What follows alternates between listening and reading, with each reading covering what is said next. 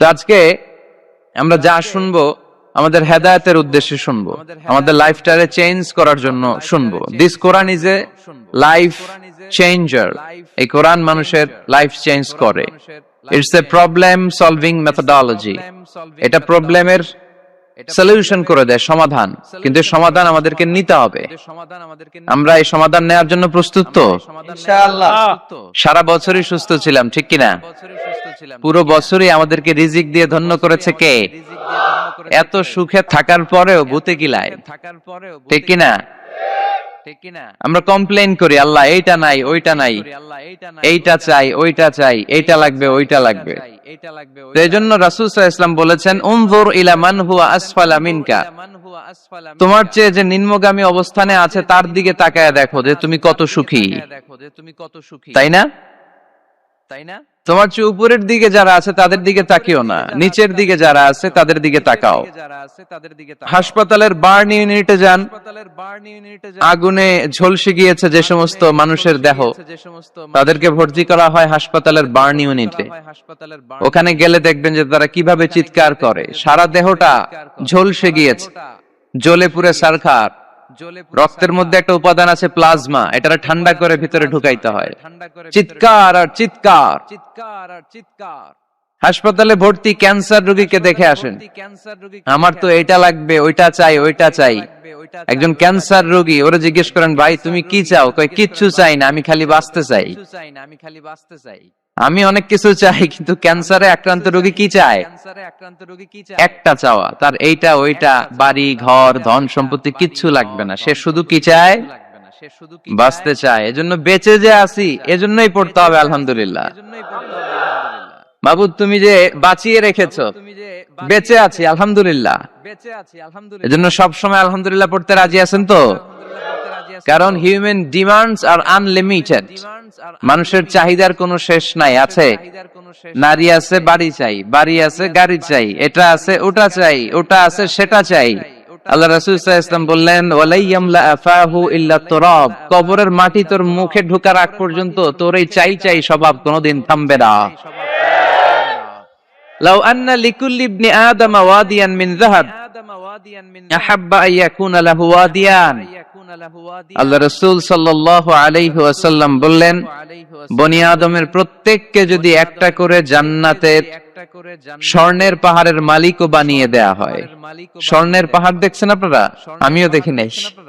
তো এই স্বর্ণের পাহাড় প্রত্যেককে যদি একটা করে আল্লাহ মালিক বানিয়ে দেয়, তারপরেও আমরা প্রত্যেকে আরেকটা পাহাড়ের মালিক হওয়ার জন্য ট্রাই করব। স্বভাব। আসলে সমস্যাটা কি? স্বভাব। বুঝে শুনে উত্তর করেন তো, একটা স্বর্ণের পাহাড়ের মালিক যদি আমি হই, শুধু আমি না, আমার 14 পুরুষ এটারে বিক্রি করে খেয়েও কি শেষ করতে পারবো? তাইলে আরেকটা স্বর্ণের পাহাড় লাগবে কেন আমার? আল্লাহ রাসূল সাল্লাল্লাহু আলাইহি ওয়াসাল্লাম বললেন, একটা স্বর্ণের পাহাড়ের মালিক হলেও আরেকটা স্বর্ণের পাহাড়ের জন্য মানুষ পাগল হয়ে যাবে। ওয়ালাইয়ামলা আফাহু ইল্লা তুরাব। কবরের মাটি যেদিন ওর মুখে না ঢুকবে, ওর এই খাই খাই নাই নাই এই স্বভাব তার বন্ধ হবে। আমরা ওই অকৃতজ্ঞশীল বান্দাদের অন্তর্ভুক্ত হতে চাই। আমরা সুখে দুঃখে কি পড়বো? আরো জোরে পড়েন, কি পড়বো? আমরা সব সময় আলহামদুলিল্লাহ পড়বো। আমরা সব সময় আল্লাহ শুকরিয়া করব। শুকরিয়া করলে আল্লাহ নেয়ামত বাড়িয়ে দেয়। লা ইন শাকারতুম লা আযীদান্নাকুম ওয়া লা ইন কাফারতুম ইন্না আযাবি লাশাদীদ। যদি আমার শুকরিয়া করো আমি নেয়ামত বাড়িয়ে দেব, আর না শুকরি করলে আযাব দেব। নাও the decision is yours. আমরা আল্লাহর নেয়ামত চাই। এজন্য আমরা কমপ্লেইন করব না যে আল্লাহ এইটা দাও নাই, ওইটা দাও নাই, এইটা পাই নাই, ওইটা পাই নাই। ও তো ভালো আছে, আমি ভালো নাই কেন? ওর চাকরি হয়, আমার হইলো না কেন? ও বিসিএস এ টিকে, আমি ফেল মারলাম কেন? ওর ব্যবসায় হিট লালে লাল, আমার খালি লস কেন? কিচ্ছু দিলা না আল্লাহ তুমি আমারে। বলবেন এগুলা? সব সময় কি বলবো? আরো জোরে কি বলবো? This is my first and foremost message today for you. আজকের দিনের প্রথম মেসেজ হচ্ছে আমরা সব সময় আলহামদুলিল্লাহ পড়বো। রাজি আছেন? আল্লাহ তুমি কবুল করো। নানা কারণে আমাদের মন খারাপ হয়। আল্লাহ রাসূল সাল্লাল্লাহু আলাইহি ওয়াসাল্লামের মন খারাপ। আমাদের মন খারাপ হলে আমাদের বন্ধুরা আমাদের মন ভালো করে। আল্লাহ রাসূল সাল্লাল্লাহু আলাইহি ওয়াসাল্লামের বন্ধু কে? আল্লাহ রাসূল সাল্লাল্লাহু আলাইহি ওয়াসাল্লামের যখন মন খারাপ হতো স্বয়ং আল্লাহ তাআলা আল্লাহ রাসূলের মন ভালো করে দিত। সুবহানাল্লাহ, আসতে পড়েন। সুবহানাল্লাহ বললে লাভ আছে না? একবার সুবহানাল্লাহ বললে আকাশের জমিনের মাঝখানের যত গ্যাপ, ফাঁকা জায়গা, এই পুরো ফাঁকা জায়গাটাতে সওয়াব দিয়ে পরিপূর্ণ করে আল্লাহ আপনার আমলনামায় ঢুকিয়ে দেয়। এই যে এখন আওয়াজ করে কয় সুবহানাল্লাহ, সওয়াবের কথা শুনছে? সওয়াব আছে যেখানে আমরা আছি। সূরাতুদ দুহা মোটিভেশনাল সূরা। আল্লাহ রাসূল সাল্লাল্লাহু আলাইহি ওয়াসাল্লামের বড্ড মন খারাপ, রাসূল সাল্লাল্লাহু আলাইহি ওয়াসাল্লামের মন খারাপ, আল্লাহ সহ্য হচ্ছে না। তাই রাসূল সাল্লাল্লাহু আলাইহি ওয়াসাল্লামের মন ভালো করে দেওয়ার জন্য আল্লাহ একটা সূরা নাজিল করলেন। সূরাটার নাম সূরাতু আদ-দুহা। এই সূরার কেন্দ্রীয় আলোচ্য বিষয় হচ্ছে মুমিন কখনো হতাশ হয় না, মুমিন কখনো নিরাশ হয় না, মুমিন কখনো হাল ছেড়ে দেয় না। মুমিন সব সময় ভরসা রাখে একজনের উপর, তিনি কে? আমরা কখনো হতাশ হই না, ঠিক কিনা? আমরা কখনো নিরাশ হই না, ঠিক কিনা? আমরা কখনো হাল ছেড়ে দেই না, আমরা ভরসা রাখি একজনের উপর, তিনি কে? আমাদেরকে রাস্তা দেখায় কে? এজন্য আমরা হাল ছেড়ে দেই না, আমরা নিরাশ হই না, আমরা হতাশ হই না, আমরা ভরসা রাখি একজনের উপর, তিনি কে? হ্যাঁ, এটা ঠিক, মাঝে মাঝে আমাদের জীবনে বিপদ আসে, পরীক্ষা আসে, মুসিবত আসে, এগুলো আসে আমাদেরকে শক্ত করার জন্য, ঠিক কিনা? আমাদের কোমরকে সোজা করার জন্য, আমাদের পায়ের নিচের মাটিকে শক্ত করার জন্য, প্রতিকূল পরিবেশে কি করে বীর দর্পে দাঁড়িয়ে থাকতে হয়, নিজের অস্তিত্বের প্রমাণ দিতে হয়, সেটা শিক্ষা দেবার জন্য। এজন্য মুমিনের হারাবার কিছু নেই। লা তাইয়াসু মির রাউহিল্লাহ, আল্লাহর রহমত থেকে নিরাশ হয়ো না।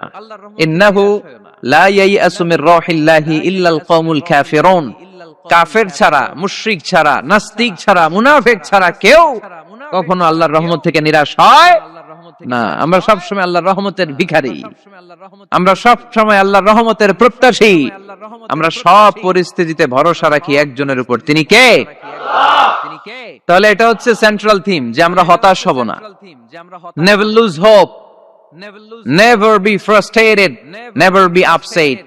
কখনো মন খারাপ করা যাবে না, আমরা আল্লাহর উপর ভরসা রাখি। এটা হচ্ছে কেন্দ্রীয় আলোচ্য বিষয়। এই সূরাটা নাজিলের একটা ব্যাকগ্রাউন্ড আছে, যেহেতু এটা মাক্কি সূরা। আল্লাহ রাসূল সাল্লাল্লাহু আলাইহি ওয়াসাল্লামের কাছে কোরআনের আয়াতগুলো নাজিল হতে শুরু করলো, রাসূল সাল্লাল্লাহু আলাইহি ওয়াসাল্লাম কোরআনের আয়াতগুলো প্রচার করতে শুরু করলো। যাই নাজিল হয় রাসূল সাল্লাল্লাহু আলাইহি ওয়াসাল্লাম কি গোপন করে রাখতেন? বা যা নাজিল হয়েছে তার অর্ধেক শোনাইতেন, বাকিটা শোনাইতেন না? এরকম ইয়া আইয়ুহার রাসূল বাল্লিগ মা উনজিলা ইলাইক, হে নবী, হে রাসূল, যাই নাজিল হয় আপনি ছড়িয়ে দেন। রাসূল সাল্লাল্লাহু আলাইহি ওয়াসাল্লাম ছড়ায়া দিতেন, যেটাই নাজিল হয়। কাল বিলম্ব না করে বিশ্বনবী এই আয়াতের দাওয়াত দিতে শুরু করতেন। নাজিল হলো ইকরা বিসমি রাব্বিকাল্লাযী খালাক, খালাকাল ইনসানা মিন আলাক, ইকরা ওয়া রাব্বুকাল আকরামুল্লাযী আল্লামা বিল কলম, আল্লামাল ইনসানা মা লাম ইয়ালাম। পড়েন সুবহানাল্লাহ। নাজিল হলো, পড়ো, তোমার রবের নামে যিনি শিখিয়েছেন। আমাদেরকে শিখিয়েছে কে? আমাদের সৃষ্টি করেছে কে? Read in the name of your lord who has created, পড়ো তোমার প্রভুর নামে যিনি শিখিয়েছেন। নাজিল হলো 5 আয়াত, আল্লাহ রাসূল সাল্লাল্লাহু আলাইহি ওয়াসাল্লাম পৌঁছে দিলেন। নাজিল হলো ইয়া আইয়ুহাল মুযাম্মিল কুমিল লাইলা ইল্লা কালিলা, বিশ্বনবী পৌঁছে দিলেন। নাজিল হলো ইয়া আইয়ুহাল মুদ্দাসসির কুম ফাআনযির, পৌঁছে দিলেন। যাই আসে পৌঁছে দিতেন, যাই আসে পৌঁছে দিতেন। কিন্তু হঠাৎ করে ওহী আসার ধারাবাহিকতা হুট করে বন্ধ হয়ে গেল, ওহী আর আসে না। ফলে রাসূল সাল্লাল্লাহু আলাইহি ওয়াসাল্লাম নতুন কোন কোরআনের আয়াত মক্কাবাসীদেরকে শোনাতে পারে। মক্কাবাসীরাও এসে রাসূল সাল্লাল্লাহু আলাইহি ওয়াসাল্লামকে খোঁচায়, বলে কি মুহাম্মদ, কিছু বলো না যে, নতুন কিছু শোনাও না যে, এতদিন তো অনেক পটপট করছো, অনেক কথা শুনাইছো, কই তোমার সেই কথা? রাসূল সাল্লাল্লাহু আলাইহি ওয়াসাল্লাম বলতে পারেন না। কেমনে বলবে? উনি কি মন গড়া কিছু বলে? ওমা ইয়ানতিকু আনিল হাওয়া ইন হুয়া ইল্লা ওয়াহয়ুই ইউহা, মন গড়া তিনি কিছু বলেন না, মন মস্তিষ্ক প্রসূত কোনো কথা তিনি জাতির কাছে পেশ করেন না। তিনি তাই বলেন যা তাকে নির্দেশ দেয়া হয়, আর নির্দেশটা দেয় কে? সবাই বলতে লাগলো, মুহাম্মদ তোমার নতুন কথাবার্তা কই? রাসূল সাল্লাল্লাহু আলাইহি ওয়াসাল্লাম চুপচাপ, কিপ সাইলেন্ট। কাফিররা বলতে শুরু করলো, ইন্না মুহাম্মাদান কালাহু রাব্বুহু, মুহাম্মাদের রব মুহাম্মদ রে ভুলে গিয়েছে, মুহাম্মাদের রব মুহাম্মদ রে বর্জন করেছে। তাই তো নতুন কিছু আসে না। মুহাম্মদ তোমার দিন শেষ, তোমার কাছে আর আসবে না ওহী। রাসূল সাল্লাল্লাহু আলাইহি ওয়াসাল্লাম খুব টেনশন শুরু করে দিলেন।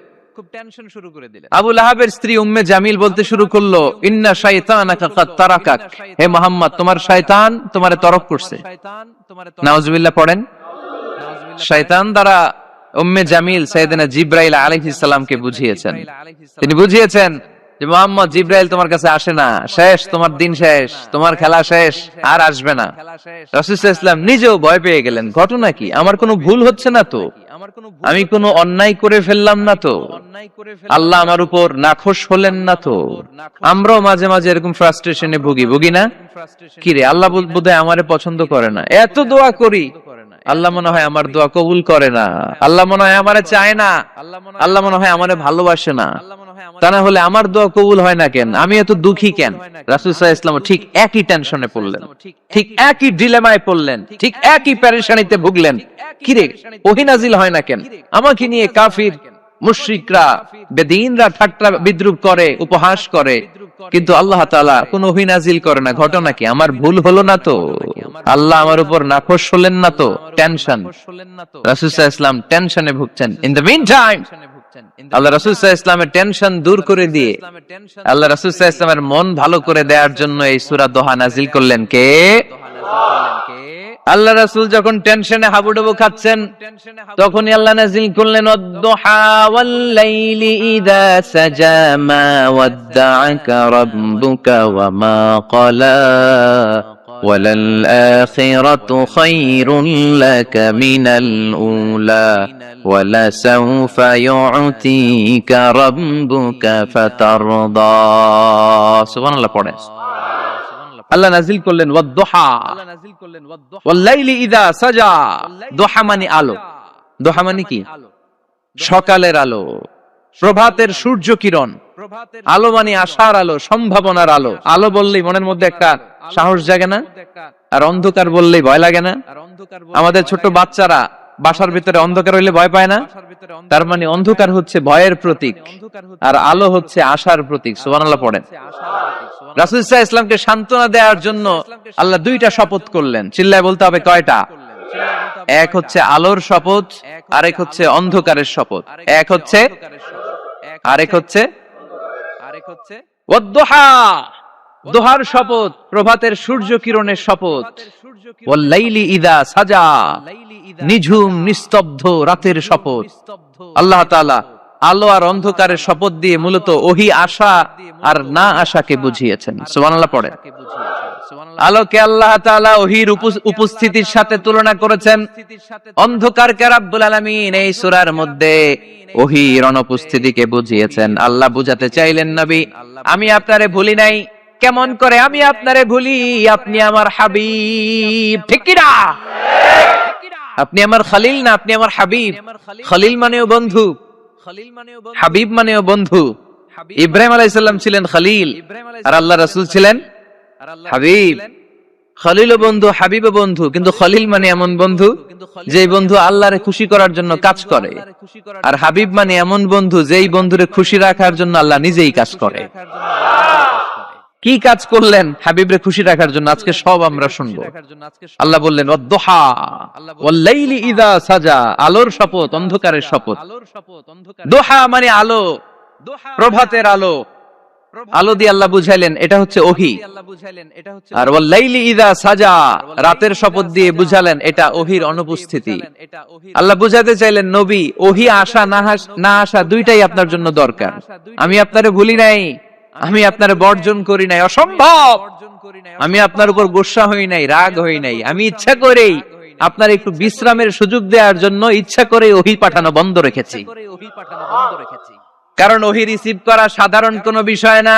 আল্লাহ বলেন, ইন্না সানুলকি আলাইকা কওলান সাকিলা। ও নবী, এটা একটা ভারী বাণী, এটা শক্তিশালী বাণী, এটা একটা পাওয়ারফুল মেসেজ, এটা যেন তেন কোনো বাণী নয়। কোরআনের বাণীটা কার? সব সময় যদি নবী আমি ওহী পাঠাই, আপনার কষ্ট হয়ে যাবে। আমরা সপ্তাহে সরকারি চাকরি যারা করেন 7 দিনে কাজ করেন কয়দিন? হ্যাঁ, 5 দিন। ছুটি কয়দিন? তো পুরা সপ্তাহ 7 দিনে যদি কাজ থাকতো করতে পারতেন? কথা বলেন। আবার 7 দিনে যদি ছুটি থাকতো ভাল লাগতো? আল্লাহ বুঝাতে চাইলেন নবী, লাগাতার যদি ওহী নাজিল করি, এটা রিসিভ করা, এই দাওয়াতটা যথাযোগ্য মর্যাদায় পৌঁছে দেয়া, এটা আপনার জন্য কষ্ট হয়ে যাবে। কারণ ওহী এটা সাধারণ কোনো বাণী নয়। এই বাণীটা কার? আল্লাহ রাসূল যখন ঘোড়ার উপরে কিংবা উটের উপরে থাকা অবস্থায় কোরআনের আয়াত নাজিল হতো ওনার উপর, কোরআনের ভারে, কোরআনের পাওয়ারে উটের পা গুলো, ঘোড়ার পা গুলো মরুভূমির বালির মধ্যে দেবে যেত। এত পাওয়ারফুল বাণী। লাউ আনজালনা হাযাল কুরআনা আলা জাবাল লারাআইতাহু খাশিআম মুতাসাদ্দিআম মিন খাশিয়াতিল্লাহ। হে নবী, কোরআনকে আপনার কাছে না পাঠিয়ে পাহাড়ে নাজিল করলে, মাউন্ট এভারেস্টে নাজিল করলে, তুর পাহাড়ে নাজিল করলে, আল্পস পর্বতমালায় নাজিল করলে, আলাস্কা মাউন্টেন রেঞ্জ এটার উপর নাজিল করলে, এই ময়মনসিংহের গারো পাহাড়ের উপর নাজিল করলে, মুহূর্তে এই পাহাড়গুলো ভেঙে চুড়ে চুরমার হয়ে খান খান হয়ে যেত। তার মানে এই বাণীটা কি হালকা না শক্ত? ওটের উপর থাকা অবস্থায় যখন কোরআন নাজিল হতো, ওটের পা দেবে যেত। ঘোড়ার উপর থাকা অবস্থায় কোরআন নাজিল হলে ঘোড়া বসে যেত। শীতের রাতে কোরআন নাজিল হলে আম্মাজান আয়েশা বলেন, আমরা কম্বল গায়ে দিয়ে কাঁপতাম। ওয়া ইন্না জাবিনাহু লা ইয়াতাফাসসাদু আরাকান, রাসূল সাল্লাল্লাহু আলাইহি ওয়াসাল্লামের দাড়ি আর থুতনি বেয়ে ঝরঝর করে ঘাম ঝরতো। এক সাহাবীর মাথার মধ্যে পা রেখে বিশ্বনবী শুয়ে আছেন, ঘন্টাখানিক শুয়ে থাকলেন। সাহাবী বলে, আমার ব্যথা লাগে না। বিশ্বনবী শুয়ে আছেন, হঠাৎ করে বিশ্বনবী ঘুম থেকে জাগলেন, কিন্তু এই সাহাবীর রানের উপর থেকে মাথা তোলেন নাই। ইন দা মিন টাইম কোরআনের আয়াত নাজিল হওয়া শুরু হলো। সাহাবী বলেন, 1 ঘন্টা শুয়ে আছে আমি টের পাই না, কিন্তু যখন কোরআনের আয়াত নাজিল হলো মনে হলো উহুদ পাহাড়টা আমার পায়ের উপরে চেপে বসেছে। ঘন্টাখানিক শুয়ে আছে বিশ্বনবী সাইয়েদনা যায়েদ রাদিয়াল্লাহু তাআলা আনহুর রানের মধ্যে মাথা রেখে, উনি টেরই পাচ্ছেন না। কিন্তু ইন দ্য মিন টাইম হঠাৎ করে সাইয়েদনা জিবরাইল কোরআনের আয়াত নিয়ে আসলেন।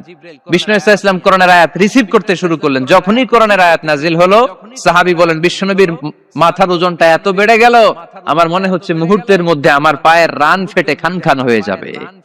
তার মানে এই কোরআনের মধ্যে পাওয়া আছে না নাই? এটা কি হালকা বাণী না ভারী বাণী? প্রতিদিন যদি এই ভারী ভারী কথা বিশ্বনবীর কাছে রিসিভ হয়, বিশ্বনবী এই ওহির ভার স্নায়ুতে সহ্য করতে পারবে? আল্লাহ বলেন, নবী আপনার কষ্ট হচ্ছে, এটা দেখে আমি ইচ্ছা করে, ইন্টেনশনালি ইচ্ছা করে আপনার বিশ্রাম আর রেস্টের ব্যবস্থা রাখার জন্য কয়েকদিন ইচ্ছা করে ওহী নাজিল বন্ধ রেখেছি।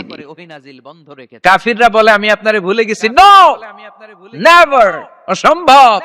আপনি আমার হাবিব, আপনারে ভুলে যাওয়া আমার পক্ষে অসম্ভব। আমি আপনার উপর রাগ করি নাই, আমি ইচ্ছা করে ওহী নাজিল না করে আপনার কিছুদিনের জন্য ছুটি আর বিশ্রামের ব্যবস্থা করে দিয়েছে। চিল্লায় পড়েন সুবহানাল্লাহ। এজন্য আল্লাহ শপথ করে বললেন, ওয়াদ-দুহা ওয়াল-লাইলি ইযা সাজা মা ওয়াদ্দাকা রাব্বুকা ওয়া মা ক্বালা। আলোর শপথ, অন্ধকারের শপথ। তারপরে বিশ্বনবীরে রব্বুল আলামিন 3টা কনফার্মেশন শোনালেন। কয়টা? প্রথমে 2টা ওথ, মানে 2টা শপথ, তারপরে 3টা কনফার্মেশন, তারপরে 3টা রিমাইন্ডার, এন্ড ফাইনালি 3টা ওয়ার্ক প্ল্যান, মানে কর্মসূচি। বাংলায় বললে প্রথমে আল্লাহ 2টা শপথ করেছেন, তারপরে 2টা কনফার্মেশন করেছেন, মানে আমি আপনাকে কনফার্ম করলাম যে এগুলো আমি আপনাকে দেব। তারপরে 3টা রিমাইন্ডার দিয়েছেন, নবী আগে আপনারে কি দিছি শুনেন। আর সর্বশেষ আল্লাহ তাআলা বিশ্ব নবীকে 3টা ওয়ার্ক প্ল্যান দিয়েছেন, মানে কর্মসূচি। চিল্লায় পড়তে হবে সুবহানাল্লাহ। কনফার্মেশন নাম্বার 1, মা ওয়াদ্দাকা রাব্বুকা ওয়া মা ক্বালা। ও নবী, চিন্তা করবেন না, আমি আপনারে ভুলি নাই, আমি আপনারে বর্জন করি নাই। কাফেররা যে বলে আমি আপনারে ছেড়ে দিয়েছি, ভুলে গিয়েছি, নো, আমি আপনারে ভুলি নাই। আপনারে ভোলা আমার পক্ষে সম্ভব না। সুবহানাল্লাহ পড়েন।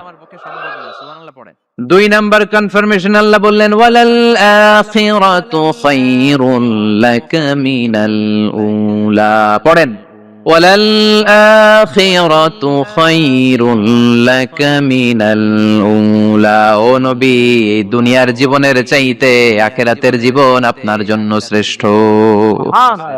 কিন্তু আমরা দুনিয়ার পিছনে পড়ে থাকি। আল্লাহ বললেন ওয়ালাল আখিরাতু, অবশ্যই আখিরাত খায়রুল লাকা, আপনার জন্য উত্তম, মিনাল উলা, এই দুনিয়ার চেয়ে, and verily indeed the hereafter is far better for you than this dunya। অবশ্যই অবশ্যই এই দুনিয়ার ক্ষণস্থায়ী জীবন আপনার জন্য উত্তম নয়, আখিরাত এই দুনিয়ার চেয়ে হাজার গুণ বেশি উত্তম। চিল্লায় কোন সুবহানাল্লাহ। আবার কাছে আল্লাহ বললেন বাল তুসিরুনাল হায়াতাদ দুনিয়া ওয়াল আখিরাতু খায়রুন ওয়া আবাকা। তোমরা এই দুনিয়ার জীবনকে প্রাধান্য দিয়ে থাকো, কিন্তু দুনিয়াটা শ্রেষ্ঠ নয়। আল্লাহর কাছে আখিরাত হলো শ্রেষ্ঠ, আখিরাত হলো স্থায়ী। সুবহানাল্লাহ পড়েন। তাহলে প্রথমে কনফার্ম করলেন নবী নো টেনশন, নো টেনশন, আমি আপনার সাথে আছি। আল্লাহ যদি সাথে থাকে আর কিছু লাগে? 2 নাম্বার কনফার্মেশন। আচ্ছা, আমরা মাঝে মাঝে মেসেজ পাঠালে মেসেজ পৌঁছলো কিনা কনফার্মেশন আছে না? কনফার্মেশন মেসেজ পাঠায় না? একটা টপ আপ করলাম বা ইন্টারনেটের প্যাকেজ নিলাম, এটা অ্যাক্টিভ হলো কিনা একটা কনফার্মেশন মেসেজ আসে না? প্রথম কনফার্মেশন, নবী আমি আপনার সাথে আছি।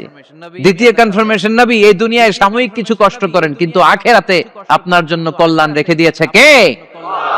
3 নাম্বার কনফার্মেশন, আল্লাহ বললেন ওয়ালা সাউফা ইউতিকা রাব্বুকা ফাতারদা।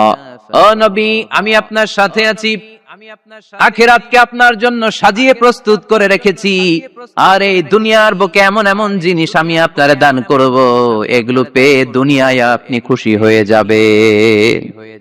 এমন এমন জিনিস আমি আপনাকে দেব, and verily I'm going to give you something that will make you happy। ও নবী, এমন এমন জিনিস আমি মাক্কি জীবন থেকে শুরু করে until your death, আপনার মৃত্যু পর্যন্ত আমি দেব, এগুলো পেয়ে আপনি খুশি হয়ে যাবেন। সুবহানাল্লাহ। বাড়িতে যে বললেন দিবে কে? খুশি করবেন কারে? আল্লাহকে, বিশ্বনবী সাল্লাল্লাহু আলাইহি ওয়াসাল্লামকে। খুশি করবেন কে? আর খুশি হবে কে? বিশ্বনবী। সুবহানাল্লাহ পড়েন। ওয়ালা সাউফা ইউতিকা রাব্বুকা ফাতারদা। নবী, এমন এমন জিনিস আমি আপনাকে দেব, আপনার এই পেরেশানি, দুঃখ, কষ্ট আপনার থাকবে না। কখনোই আমি আপনার মন খারাপ হতে দেব না। যখনই আপনি চিন্তিত, যখনই আপনি টেনশনে আছেন, যখনই আপনি পেরেশানিতে আছেন, এমন নাজ নেয়ামতার খুশামদেদ আপনারে শোনাবো, সুখের সংবাদ শোনাবো, ওই সংবাদ শুনে আপনি নবী খুশি হয়ে যাবেন। তার মানে নবীর মন ভালো করার দায়িত্ব নিছে কে? কি আল্লাহ পাইছি আমরা। বিশ্বনবীর মন খারাপ, তখনই আল্লাহ অ্যাক্টিভ, তখনই আল্লাহ নেয়ামত পাঠায়। কিভাবে বিশ্বনবীর মন ভালো করেন আল্লাহ? মক্কাতে বিশ্বনবী যখন দাওয়াতি কাজ শুরু করলেন, বিশ্বনবী দেখলেন মক্কায় 2টা লোক আছে। এই 2 লোকের এক লোক যদি আমার ইসলামের ছায়ার তলে না আসে, তাহলে মক্কায় ইসলামের দাওয়াতকে বেগবান করা আমার জন্য কঠিন হয়ে যাবে। বিশ্বনবী সাল্লাল্লাহু আলাইহি ওয়াসাল্লামের মন খারাপ। হায় রে, এই 2টার একজনও তো আমার কথা শুনে না, এই 2 জনের একজনও তো আমার দাওয়াত কবুল করে না। একদিন তাহাজ্জুদের সালাতে বিশ্বনবী সাল্লাল্লাহু আলাইহি ওয়াসাল্লাম কেঁদে কেঁদে আল্লাহর কাছে দোয়া শুরু করলেন। বিশ্বনবীর যে মন খারাপ, আল্লাহ তো এটা বোঝে টোজে না, তাই না? আল্লাহ তো বোঝে দেখে না, না? তাহাজ্জুদের নামাজে ভারাক্রান্ত মন নিয়ে আল্লাহ রাসূল সাল্লাল্লাহু আলাইহি ওয়াসাল্লাম দোয়া করলেন, আল্লাহুম্মা আইজ্জাল ইসলামা বিআহাব্বির রাজুলাইনি ইনদাক। আল্লাহ, মক্কার 2টা লোকের নাম তোমার কাছে বলবো আজকের তাহাজ্জুদের মুনাজাতে। 2টা লোকের নাম তোমার কাছে তাহাজ্জুদের ফরিয়াদে আমি উল্লেখ করব। 2টা লাগবে না, 2 জনের একজনরে দিলেই হবে। আল্লাহ রাসূল দোয়া করলেন, আল্লাহুম্মা আইজ্জাল ইসলাম বিআহাব্বির রাজুলাইনি ইনদাক। আল্লাহ, মক্কার 2 জনের একজনকে আমি চাই, এই 2 জনের যে কোনো একজন যেন কালিমা পড়ে মুসলমান হয়ে যায়। আল্লাহ রাসূল দোয়া করলেন, আল্লাহুম্মা আইজ্জাল ইসলাম বিআহাব্বির রাজুলাইনি ইনদাক বিউমর ইবনে আল খাত্তাব আও আবি জাহল ইবনে হিশাম। আল্লাহ, হিশামের বেটা আবু জাহেল এরে দাও, নাইলে খাত্তাবের বেটা উমর রে দাও। সুবহানাল্লাহ পড়বেন না?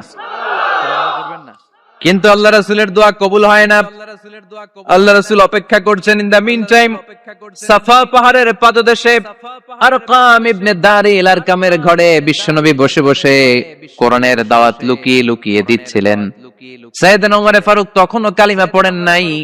তিনি বিশাল একটা নাঙ্গা তলোয়ার নিয়ে বিশ্বনবীকে আক্রমণ করার জন্য যখন দারুল আরকামের ঘরের দিকে ছুটে আসছেন, সাহাবারা বলতে শুরু করলো, নবী আপনি ওই দরজা দিয়ে তাড়াতাড়ি মুহূর্তেই পালিয়ে যান, ওমরে ফারুক তলোয়ার নিয়ে আপনার সামনে চলে এলে রক্ষা নাই। আল্লাহ রাসূল বললেন তোমরা সরব, দরজাটা খুলে দাও, ওমরকে আমার সামনে তাড়াতাড়ি চলে আসতে দাও। আমার মনে হচ্ছে ওই যে তাহাজ্জুদের জায়নামাজে বসে চোখের পানি ছেড়ে আল্লাহর কাছে যে ওই দিন রাতে দোয়া করেছি, আজকে আমার দোয়াটা কবুল হতে চলেছে। আমার তো মনে হচ্ছে আমার দোয়াটা কবুল হতে চলেছে, সরে যাও। হামজা ইবনে আব্দুল মুত্তালিব চাচারে সরায় দিলেন। সাইয়েদনা ওমর ফারুক তলোয়ার নিয়ে এসে বিশ্বনবীর নূরানী চেহারার দিকে তাকিয়ে মুহূর্তেই কুপকাত হয়ে গেলেন। তলোয়ারটা বিশ্বনবীর সামনে রেখে দিয়ে বললেন, আশহাদু আল্লা ইলাহা ইল্লাল্লাহ ওয়া আশহাদু আন্না মুহাম্মাদান আবদুহু ওয়া রাসূলুহু। আমি সাক্ষ্য দিলাম আল্লাহ ছাড়া কোনো ইলাহ নাই, আপনি মুহাম্মদ আল্লাহর রাসূল। বিশ্বনবীর মন খুশি হয়ে গেল। ওয়ালা সাউফা ইউতিকা রাব্বুকা ফাতারদা। নবী হে, অচিরে এমন এমন জিনিস আমি আপনারে দেব, আপনি পাবেন আর খুশি হবেন, পাবেন আর খুশি হবেন। আপনার মন খারাপ, আমি আল্লাহ নিজ দায়িত্বে মন ভালো করে দেব। পড়েন সুবহানাল্লাহ। সাইয়েদনা ওমর ফারুক মুসলমান হয়ে গেলেন। এবার আবু জাহেল, উতবা, শাইবা, ওয়ালিদ ইবনে মুগিরা এদের টনক নড়ে উঠলো। কারণ ওমর ফারুকের মতো শক্তিশালী লোক মক্কায় দ্বিতীয়টা ছিল। উনি বললেন, ইয়া রাসূলুল্লাহ আপনি কি সত্য নবী না? আল্লাহ রাসূল বললেন, হ্যাঁ সত্য নবী। এই কোরআন কি সত্য না? সত্য। ইসলাম কি সত্য ধর্ম নয়? এটাও সত্য। ওমর ফারুক বললেন, ফাফিমাল ইখতিফা, তাহলে লুকায় লুকায় কেন?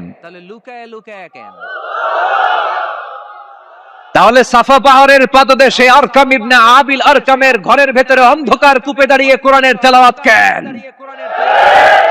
ময়দানে নেমে পড়েন, আমি ওমর আছি, দেখি কে কি করবে। রাসূল সাল্লাল্লাহু আলাইহি ওয়াসাল্লাম বললেন, না, এটা মাক্কি জীবন, ধীরে সুস্থে দাওয়াতি কাজ করো, ওমর ফারুকও ছাড়বে না। বললেন, ইয়া রাসূলুল্লাহ একটা মিছিলের অনুমতি দেন। আল্লাহ রাসূল বললেন, যাও মিছিল দাও। ওমর ফারুক দুইটা লাইন করলেন, মোট খুঁজে পেলেন 11 জন। সুবহানাল্লাহ পড়েন। এক লাইনের নেতা বানালেন আল্লাহ রাসূল সাল্লাল্লাহু আলাইহি ওয়াসাল্লামের খুদ চাচা হামজা ইবনে আব্দুল মুত্তালিবকে। আর আরেক লাইনে উনি দাঁড়ালেন 6 জন 6 জন 12 জন, উনি সহ 12 জন, 12 জনের মিছিল। সুবহানাল্লাহ পড়বেন না? তো মিছিলের সামনে দাঁড়িয়ে উনি একটা ছোট্ট এক বাক্যের ভাষণ দিলেন। উনি বললেন, মান আরাদা আন তাসকুলা উম্মু ইয়াতামা ওয়ালাদু তারমিলা যাওজাতুহু ফালিয়াসুদ্দানি। এই মক্কার নেতা খেতারা, কে আছো? কে চাও মায়ের বুককে খালি করতে? কে চাও সন্তানগুলোরে ইয়াতিম বানাতে? কে চাও তোমার স্ত্রীকে বিধবা বানাতে? সামনে আসো, পারলে আমি ওমরে ঠেকাও। ওমরে ফারুক দাঁড়ালেন, দাঁড়িয়ে তাকবীর শুরু করলেন, আল্লাহু আকবার, আল্লাহু আকবার, আল্লাহু আকবার। এক একটা স্লোগানে মক্কার মরুজমিন সেদিন থারথার করে কেঁপেছে। ইতিহাস সাক্ষী, আবু জাহেল, উতবা, শাইবা এই আল্লাহু আকবার স্লোগান আর শুনে নাই। হঠাৎ ভাবলো, ঘটনা কি? কার এত সাহস আমার নির্বাচনী এলাকায় আল্লাহু আকবার নামে স্লোগান দেয়? নেমে আসলো ঘর থেকে, বাইরে আইসা দেখে মিছিলের সামনে কে? ওমর রে দেখা দিছে এক দৌড়। শুধু কাফেররাই সাইয়েদনা ওমর ফারুককে দেখে দৌড়াতো না, মুনাফিকরাও ওমর ফারুককে দেখে দৌড় মারতো। ইভেন ইবলিস শয়তান ওমর ফারুককে দেখলে দৌড় মারতো। সুবহানাল্লাহ পড়তে পারলেন না?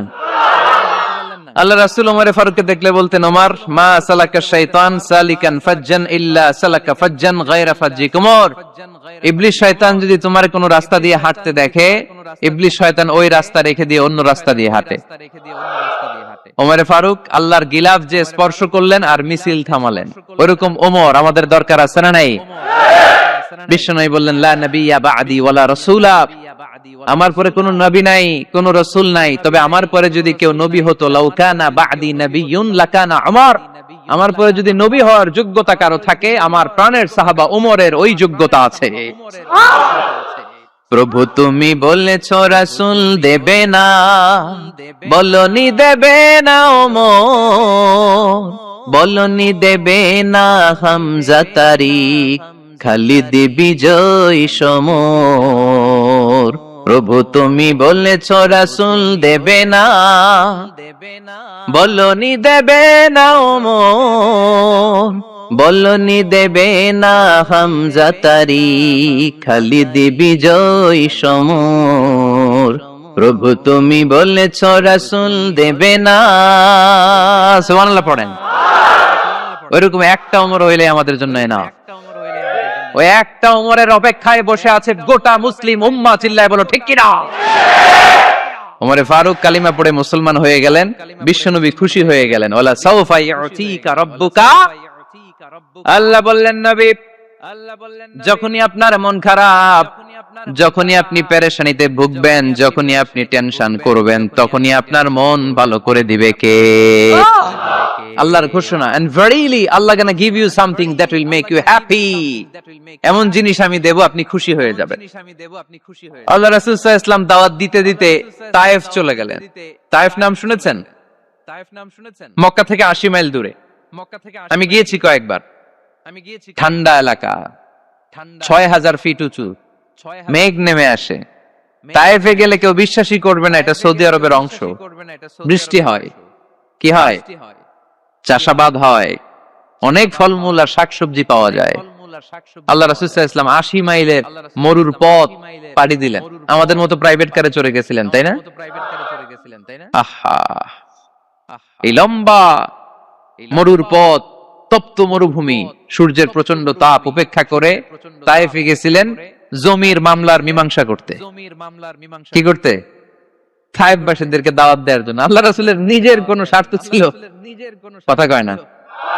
তায়েফবাসীদেরকে জাহান্নামের আগুন থেকে বাঁচানোর জন্য, তায়েফবাসীরা যাতে মাইন না খায়।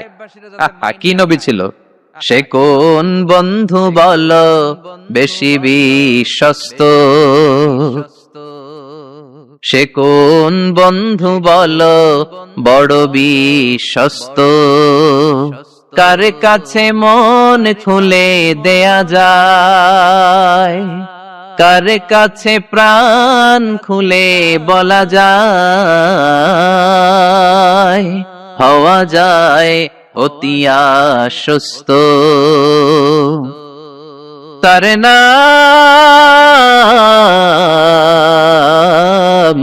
আহমদ বড় বিশ্বস্ত। সুবহানাল্লাহ পড়ে।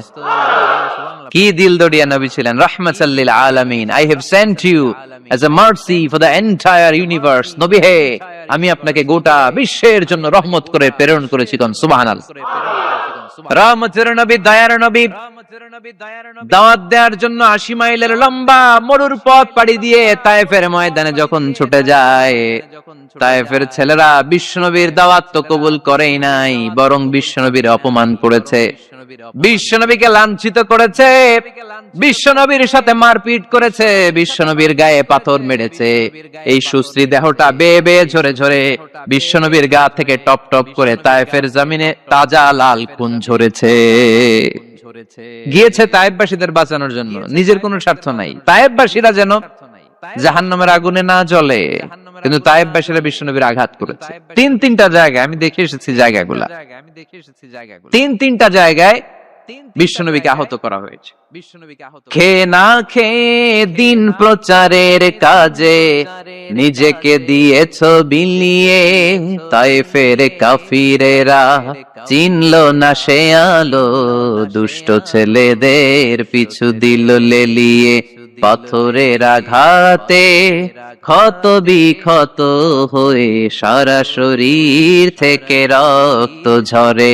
হে রাসূল তোমাকে ভুলি আমি কেমন করে, হে রাসূল তোমাকে ভুলি আমি কেমন করে। হাজার ব্যথা বেদনার পরে ফিরে আসনি তুমি আপন ঘরে, দিনের আলো তুমি ছড়িয়ে দিতে চলে গেলে মদিনায় মক্কা ছেড়ে। হে রাসূল তোমাকে ভুলি আমি কেমন করে, হে রাসূল তোমাকে ভুলি আমি কেমন করে। পড়েন আল্লাহু আকবার। খেয়ে না খেয়ে বিশাল পথ পাড়ি দিয়ে দাওয়াত দিলেন, বিনিময়ে পেলেন পাথরের আঘাত, রক্তাক্ত হলেন বিশ্বনবী।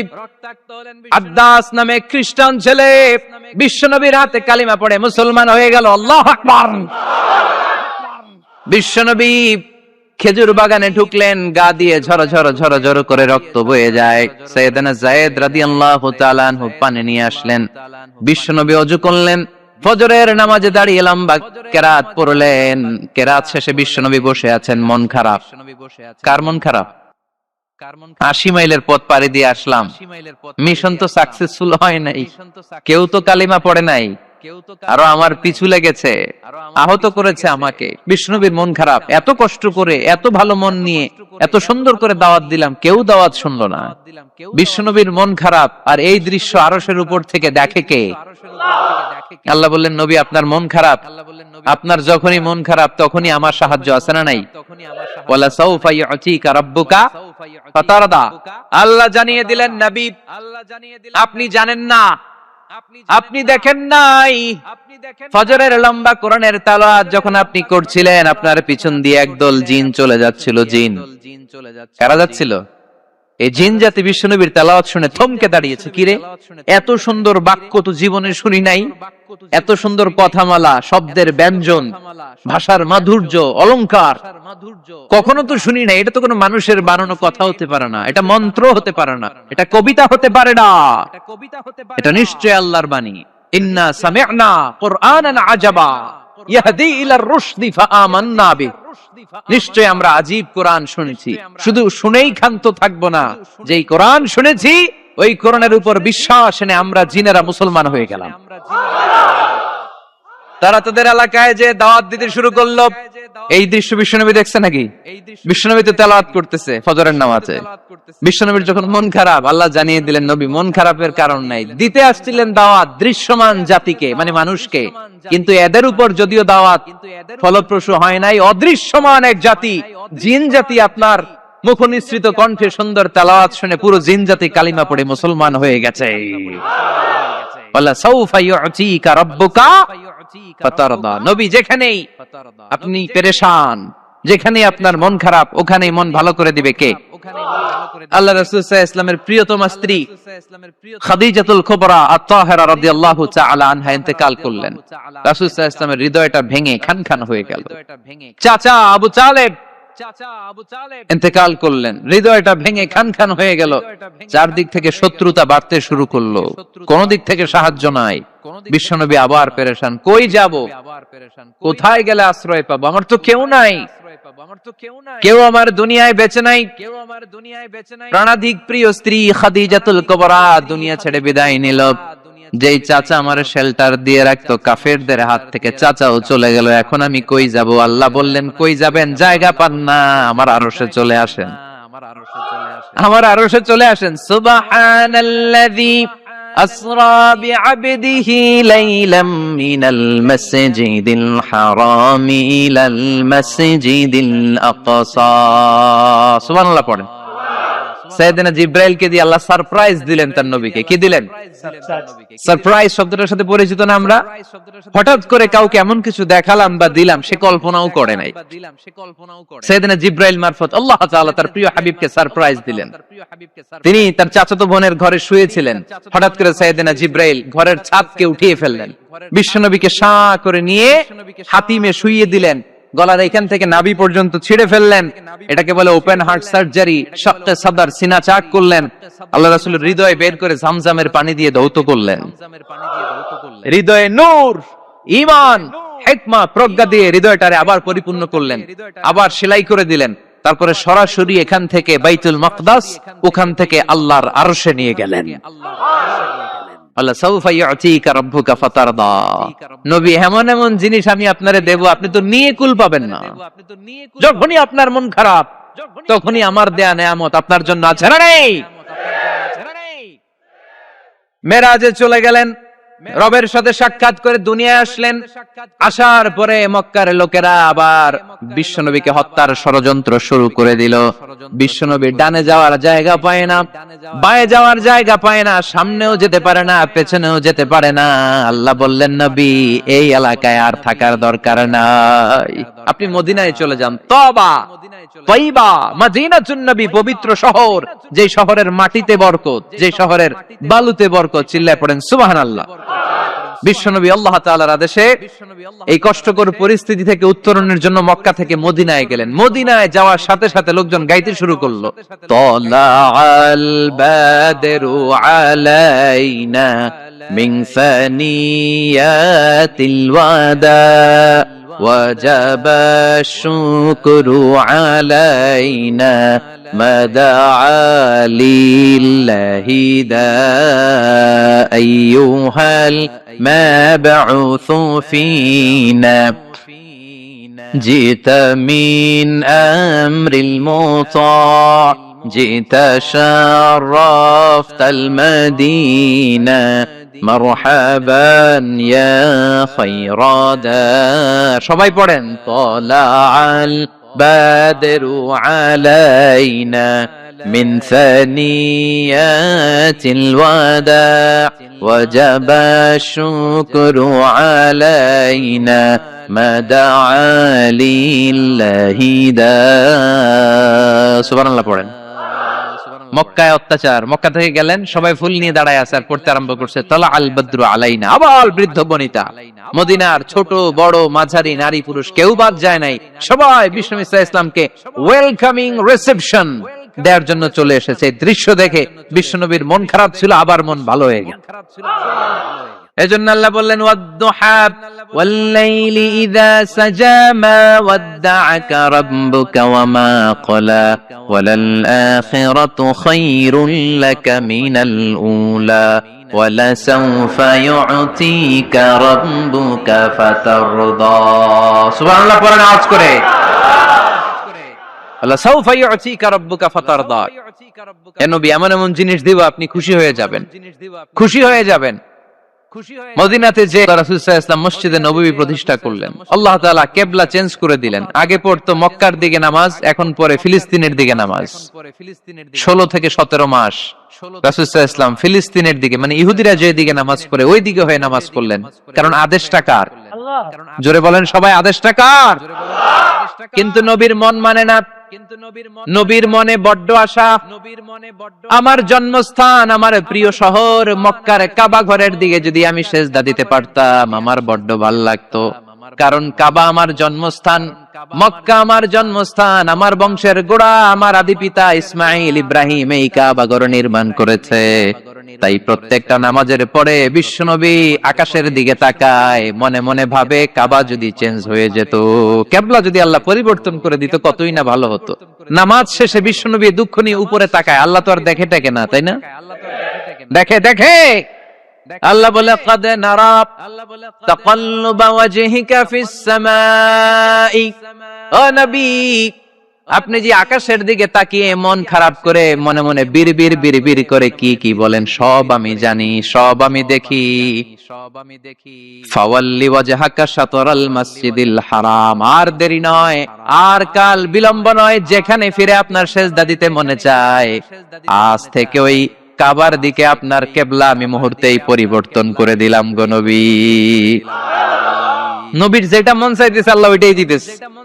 সুবহানাল্লাহ পড়েন। এজন্যই বলেছি, খালিল মানে এমন বন্ধু যেই বন্ধু আল্লাহরে খুশি করার জন্য কাজ করে, আর হাবিব মানে এমন বন্ধু যেই বন্ধুরে খুশি করার জন্য আল্লাহ নিজেই কাজ করে। কোন সুবহানাল্লাহ। ফাওয়াল্লি ওয়াজহাকা শাতরাল মাসজিদিল হারাম। মসজিদে হারামের দিকে মুখ ঘুরান নবী, মুখ ঘুরান। আপনার দুঃখ আমার সহ্য হয় না, যেদিকে আপনার নামাজ পড়তে মনে চায় ওই কাবার দিকেই পড়েন। চিল্লায় কোন সুবহানাল্লাহ। এভাবে যত জায়গায় নবী চিন্তিত, নবীর চিন্তা দূর করে দিছে কে? আল্লাহ রাসূল এই কোরআন থেকে জানতে পারলেন আগের নবীরা হায়াত পেয়েছে 1000 বছর, 2000 বছর। আগের নবীর উম্মতেরা হায়াত পেয়েছে 800 বছর, 1200 বছর। আমাদের নবী পৃথিবীতে বেঁচে ছিলেন কয় বছর? সবাই বলেন। এবং সুনানে তিরমিজির হাদিস, আল্লাহ রাসূল সাল্লাল্লাহু আলাইহি ওয়াসাল্লাম বলেছেন, আমারু উম্মতি মা বাইনা as-sittin ইলা 70, আমার উম্মতের গড় বয়স হবে 60 থেকে 70। ওয়া আকাল্লুহুম মা ইয়াজুজু যালিক, এর চেয়ে বেশি হায়াত পাবে হাতে গোনা অল্প কয়েকজন, বেশিরভাগই 60-70 এর মধ্যে মরে শেষ, ঠিক কি না? এখন আমাদের সমাজের কি অবস্থা? এটাই তো। কত কত বাঁচে? 100 বয়স হয়েছে এরকম কে কে আছেন দেখি? আচ্ছা 80 বছর কার আছে দেখি? 80 পাওয়া যাবে বোধহয় দুই একটা। ওই যে মাশাআল্লাহ মাশাআল্লাহ মাশাআল্লাহ, এই চাচারা আছে, আল্লাহ কবুল করুক, আল্লাহ আরো হায়াত বাড়ায় দেখ। 50 আছেন কে কে দেখি? 50 অনেক অনেক, হাত নামান হাত নামান, অনেক হায়াত পাইছেন আপনারা, আল্লাহ আরো হায়াত দেখ, আরো হায়াত দাস করুক, পড়ি আমিন। আমার উম্মতি মা বাইনা 60 ইলা 70, আমার উম্মতের গড় বয়স হবে 60 থেকে। এই কথা শোনার পরে বিশ্বনবী আবার কাঁদতে শুরু করলেন, কারণ বিশ্বনবীর টেনশন হচ্ছে আগের উম্মতের হায়াত পাইছে বেশি, ইবাদত করছেও, আমার উম্মত হায়াত পাইছে কম, ইবাদতের সুযোগও। আরে আমার উম্মতের কি হবে?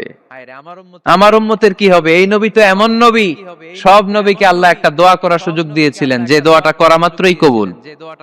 এটাকে আরবিতে বলে দাওয়া মুস্তাজাবা, লিকুল্লি নবিয়িন দাওয়া মুস্তাজাবা, সব নবীকে আল্লাহ একটা করে দোয়া করার সুযোগ দিয়েছে, আর এই দোয়াটা করা মাত্রই কবুল।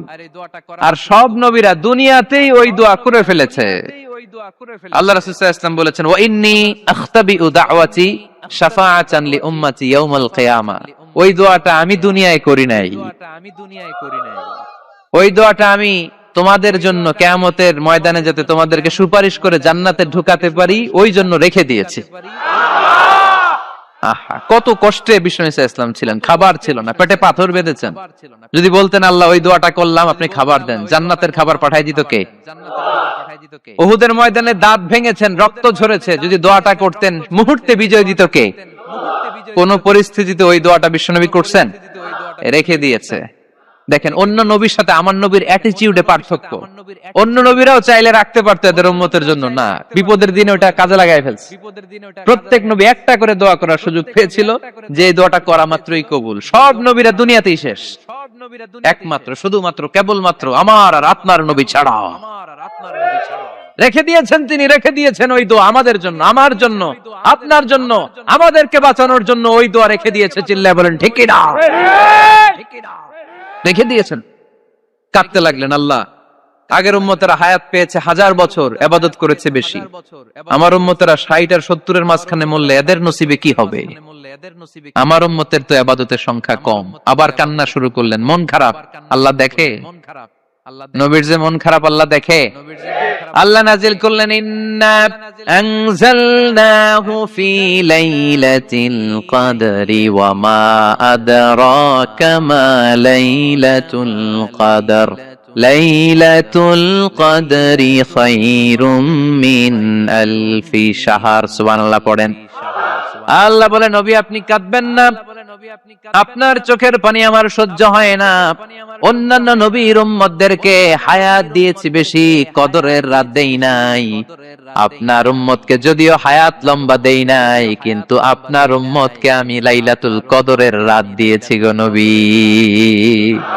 লাইলাতুল কদরি খায়রুম মিন আলফি শাহর, 1000 মাসের চেয়ে সেরা।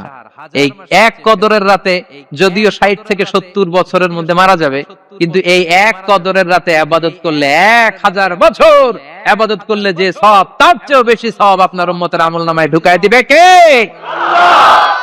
খায়রুম মিন আলফি শাহর, 1000 বছর। 1000 বছরে হয় 83 বছর 4 মাস। আলফি শাহর 1000 মাস, 1000 মাসে হয় 83 বছর 4 মাস। এজন্য কদরের রাতে ইবাদত করতে রাজি আছেন তো? বিশ্বনবীর যেখানেই মন খারাপ, মন ভালো করে দেয় কে? সর্বশেষ কিয়ামতের ময়দানে মাকামে মাহমুদে বিশ্বনবী সিজদায় পড়ে কাঁদবেন। আল্লাহ বলবেন, জিব্রাইল যাও, দুনিয়ায় কান্না সহ্য করতে পারি নাই, আজ কিয়ামতের ময়দানেও আমি আমার নবীরে কাঁদতে দেব না। ইযহাব ইয়া জিব্রাইল কুল্লাহু মা ইবকিক, যে আমার নবীরে বলো, নবী আপনি কাঁদেন কেন? সাইয়েদনা জিব্রাইল যে বললেন, নবী আল্লাহ জিজ্ঞেস করেছেন আপনার কান্নার কারণ কি। বিশ্বনবী তখনও সিজদা থেকে মাথা তোলেন না, সিজদায় পড়ে উত্তর দেয়, উম্মতি উম্মতি উম্মতি উম্মতি রব্বি হাবলি উম্মতি। আল্লাহ আমার গুনাহগার উম্মতের কি হবে? আল্লাহ আমার উম্মতের কি হবে, আল্লাহ আমার উম্মতের কি হবে। আল্লাহ বললেন জিব্রাইল তাড়াতাড়ি যাও, আমার নবীর কান্না আমার সহ্য হয় না, আমার নবীর কানে কানে যে বলো ইন্না সানুরদিকা ফি উম্মাতিক, দুনিয়াতে যেমনি আপনি পেরেশান অবস্থায়, মন খারাপ অবস্থায় আমি আপনার মন ভালো করে দিয়েছি, আজকে আপনার উম্মতের ব্যাপারেও এমন একটা ঘোষণা আসবে, ওই ঘোষণা পেয়ে আপনি আজও খুশি হয়ে যাবেন গরবি, আজও খুশি হয়ে যাবেন। ইরফা রাসাক, নবী আপনি মাথা তোলেন, মাথা তোলেন, আর সিজদায় পড়ে থাকবেন না। ইরফা রাসাক, মাথা তোলেন। সাল তুতা, কি চাইবেন চান দিয়ে দেব। ওয়াশফা তুশাফা, যার জন্য রেকমেন্ডেশন করবেন, যার জন্য সিগনেচার করে দিবেন, যার জন্য সুপারিশ করে দিবেন, তার সুপারিশই কবুল করে নেব। চিল্লায় কোন সুবহানাল্লাহ। এরপর বিশ্বনবী সুপারিশ করতে শুরু করবেন আর আমাদেরকে জান্নাতে ঢোকাতে শুরু করবেন। তারপরেও নবী ক্ষান্ত হবেন না।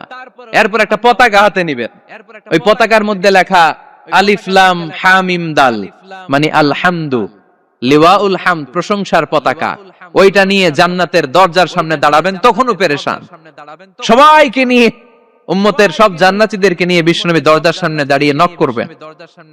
ভিতর থেকে জিজ্ঞেস করা হবে মান আনত, কে আপনি? আল্লাহ রাসূল বলবেন আনা মুহাম্মদ। তখন রক্ষী ফেরেশতা বলবে ঠিক আছে, আল্লাহ বলেছে আপনার আগে কারো জন্য যেন এই দরজা না খুলি।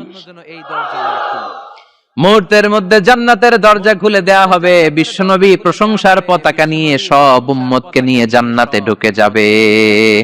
ওয়ালা সাউফা ইউতিকা রাব্বুকা ফাতারদা, নবী গো আপনি নিরাশ হবেন না, ভয় পাবেন না, হাল ছেড়ে দিবেন না, আমার উপর ভরসা রাখেন। আপনার বিপদ আছে যেখানে, আমি আল্লাহ। বিশ্বনবী যেখানে বিপদে পড়েছেন, বিপদ থেকে উত্তরণ করেছে কে? এরপরে বিশ্বনবীর আল্লাহ স্মরণ করায় দিচ্ছেন, নবী আলাম ইয়াজিদিকা ইয়াতীমান ফাআওয়া ওয়া ওয়াজাদাকা দাল্লান ফাহাদা। সুবহানাল্লাহ পড়েন। তার মানে শপথ, রাতের শপথ, দিনের শপথ শেষ, কনফার্মেশন শেষ, এবার রিমাইন্ডার, স্মরণ করায় দিচ্ছে, নবী গো আলাম ইয়াজিদকা ইয়াতীমান ফাআওয়া, আমি কি আপনার ইয়াতীম পাই নাই? আল্লাহ রাসূল সাল্লাল্লাহু আলাইহি ওয়াসাল্লাম যে ইয়াতীম ছিল জানেন, দুনিয়ায় আসার আগেই বাবা হারিয়েছেন। 6 বছর বয়সে মা হারিয়েছেন। মা ইন্তেকালের পরে দাদা আব্দুল মুত্তালিবের কাছে মানুষ হয়েছেন মাত্র 2 বছর। আল্লাহ রাসূলের বয়স যখন 8, দাদাকেও হারিয়েছেন। তারপরে চাচার কাছে ইয়াতীম নবী মানুষ হয়েছেন। আল্লাহ বললেন নবী টেনশন কিসের, ওই যে আপনি ছোট্টবেলায় ইয়াতীম ছিলেন, আমি নিজে আপনার চাচার মাধ্যমে আপনার লালন পালনের ব্যবস্থা করে দিয়েছি। আলাম ইয়াজিদিকা ইয়াতীমান ফাআওয়া, আপনি ইয়াতীম ছিলেন, আমি আপনার লালন পালনের ব্যবস্থা করলাম। ওয়া ওয়াজাদাকা দাল্লান ফাহাদা, আপনি পথ খুঁজছিলেন, আমি পথ দেখিয়েছি। আপনি ছিলেন দল্লান, দল শব্দের একটা অর্থ হচ্ছে ভ্রষ্ট বা গোমরা। আল্লাহ রাসূল কি ভ্রষ্ট ছিল? গোমরা ছিল না, আল্লাহ রাসূল ভ্রষ্ট ছিলেন না, গোমরা ছিলেন না। যদিও অফিশিয়ালি তিনি 40 বছর বয়সে নবী হয়েছেন, কিন্তু ওনার 40 বছরের আগের জীবনেও আমাদের জন্য অনুকরণীয়, অনুপম আদর্শ। চিল্লায় বলেন ঠিক কি না? এখানে দলের অর্থ হচ্ছে নবী, you are searching the right way, then I guided you to the right way. You are searching the truth, আপনি সত্য পথ খুঁজছিলেন, খুঁজে পাচ্ছেন না, কোনটায় কোনটায়, আপনি পথ হারা পথিকের মতো খুঁজছিলেন। অনেক সময় হয় না, কিরে টাঙ্গাইল যাব, রাস্তা কি এইটা না ওইটা? মাঝে মাঝে আমরা দোদুল্যমান থাকি, আছে না নাই? আল্লাহ বললেন নবী আপনি সত্য খুঁজছিলেন, সত্য কি এদিকে না ওদিকে? আমি বললাম নবী ওই দিকে নয়, আপনি এই দিকে যান, এভাবে আমি আপনার পথ দেখিয়েছি। চিল্লায় এখন সুবহানাল্লাহ। আমরা যখন পথ ভুলে যাই, পথ দেখায় কে? জোরে বলতে হবে কে? আমি যদি কোনদিন পথ ভুলে যাই, হাত ছানি দিয়ে কাছে নিও, মমতার বন্ধনে আমায় বেঁধে সব ভুল ক্ষমা করে দিও। পড়েন, আমি যদি কোনদিন পথ ভুলে যাই, হাত ছানি দিয়ে কাছে নিও, মমতার বন্ধনে আমায় বেঁধে সব ভুল ক্ষমা করে দিও। চিল্লায় পড়তে হবে আমিন। এটা কিন্তু একটা দোয়া, যদি আল্লাহ পথ ভুলে যাই পথ দেখায় দিও। প্রতিদিনই কিন্তু এই দোয়াটা পড়ি সূরা ফাতিহায়, ইহদিনাস সিরাতাল, সবাই বলেন ইহদিনাস সিরাতাল Oh Allah, show us the right path. Show us the correct path. Show us the straight path. আল্লাহ সোজা রাস্তা দেখান, যে রাস্তা শুরু হয়েছে দুনিয়ায়, ঢুকে গিয়েছে জান্নাতে। ও ওয়াজাদাকা দাল্লান, আপনি পথ খুঁজছিলেন, আমি আপনার পথ দেখিয়েছি। ওয়াজাদাকা আইলান ফাআগনা, আপনি ছিলেন নিঃস্ব, আমি আপনাকে ধনাঢ্য বানিয়েছি। তাফসিরে এসেছে ফাআগনা বিখাদিজা, আমি খাদিজার সাথে বিয়ে পড়ায়া দিয়ে আপনারে ধনী বানায়া দিছি। আল্লাহ রাসূল সাল্লাল্লাহু আলাইহি ওয়াসাল্লাম খাদিজা রাদিয়াল্লাহু তাআলা আনহার ব্যবসায় কাজ করতেন। আল্লাহ রাসূল সাল্লাল্লাহু আলাইহি ওয়াসাল্লামের আমানতদারিতায় মুগ্ধ হয়ে আম্মাজান খাদিজা বিয়ের প্রস্তাব পাঠালেন। বিয়ে হয়ে গেল, আরশের উপর থেকে আল্লাহ সাইয়েদানা খাদিজাকে সালাম পাঠালেন। আর সাইয়েদাতুনা খাদিজা বললেন, নবী, আজ থেকে আমার সম্পদ বলে কোনো কথা নাই, সব সম্পদ আপনার পায়ের সামনে আমি ঢেলে দিলাম, আপনার যা মনে চায় এটা দিয়ে করেন, ইসলামের দাওয়াত দেন। ফাআগনা বিখাদিজা, খাদিজার সাথে বিয়ে করিয়ে দেওয়ার মাধ্যমে আল্লাহ রাসূলকে ধনী বানায় দিল কে? তার মানে তিনটা রিমাইন্ডার দিলেন। এক নম্বরে আপনি ইতিম ছিলেন, লালন পালনের ব্যবস্থা করলাম। আপনি পথ খুঁজছিলেন, আমি আপনার সঠিক পথের দিশা দিয়ে দিলাম। আপনার টাকা পয়সা ছিল না, আমি আল্লাহ আপনারে ধনী বানিয়ে দিলাম। সুবহানাল্লাহ পড়েন। এবার তিনটা কর্মসূচি, কয়টা? আওয়াজ করে বলতে হবে, কয়টা? এক নাম্বার কর্মসূচি, ফাআম্মাল ইয়াতীমা ফালা তাকহার, নবী হে খবরদার, এতিমদেরকে ধমক দিবেন না, এতিমদেরকে তাড়িয়ে দিবেন না, কারণ আপনি নিজেই তো এতিম ছিলেন, ঠিক কি না? এজন্য রাসূল সাল্লাল্লাহু আলাইহি ওয়াসাল্লাম এতিমের দরদ বুঝতো বেশি, সব সময় এতিমদেরকে আদর করত।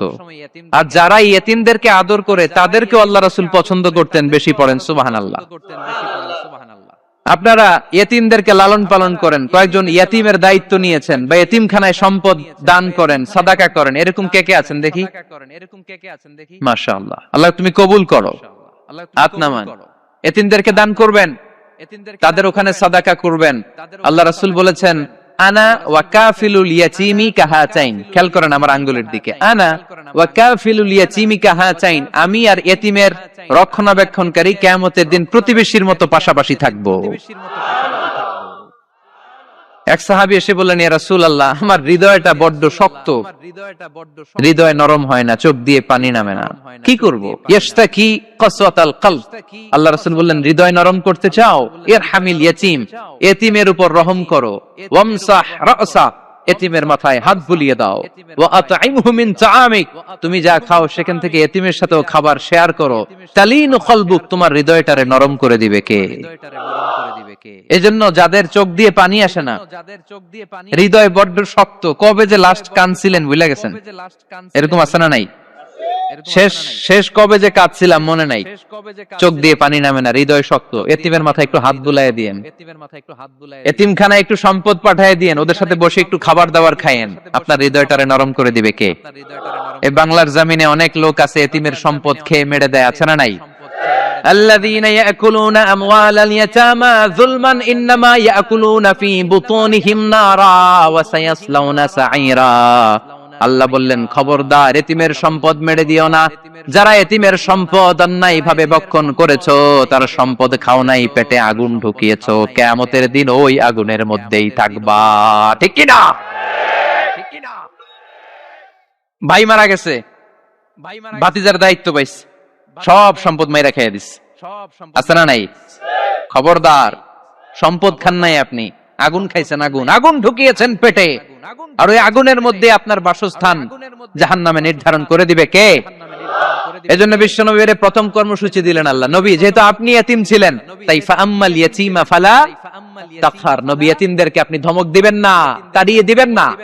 দুই নাম্বার কর্মসূচি, ওয়া আম্মাস সাইলা ফালা তানহার, নবী গো, যারা ভিক্ষা করতে আসে, ভিক্ষুককে কখনো নবী তাড়িয়ে দিয়েন না, ভিক্ষুককে তাড়াবেন না, ধমক দিবেন না। অনেকে ধমক দেয়, আছে না নাই?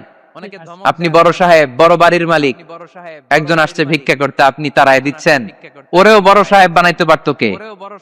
ও যেখানে দাঁড়িয়ে ভিক্ষা করে ওই জায়গায় আপনারা ভিক্ষুক বানাতে পারতো কে? আপনি গাড়িতে চড়ে বেড়ান, রাস্তায় জ্যামের মধ্যে যখন প্রাইভেট কার গুলো আটকে যায়, পথ শিশুরা ছোট্ট ভাঙ্গা থালা নিয়ে গ্লাসের সামনে এসে গ্লাসে নক করে বলে, স্যার 2 দিন ধরে কিছু খাই নাই, 5 টাকা দেন, বলে না? আহা, গ্লাসও নামায় না অনেকে, ধমক দেয়। খবরদার, ধমক দিয়েন না। ওরে প্রাইভেট কারে বসাইতে পারতো কে? ভাঙ্গা থালা দিয়ে আপনারে ফুটপাতে নামায় দিতে পারতো কে?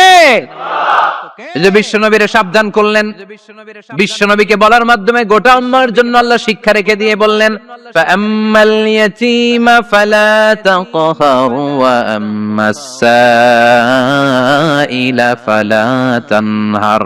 ও নবী, খবরদার, ইয়াতীমদের সাথে কখনো কর্কশ আচরণ করবেন না। যারা ভিক্ষা করতে আসে, যারা ফরিয়াদি, তাদেরকে ধমক দিয়ে তাড়িয়ে দিবেন না।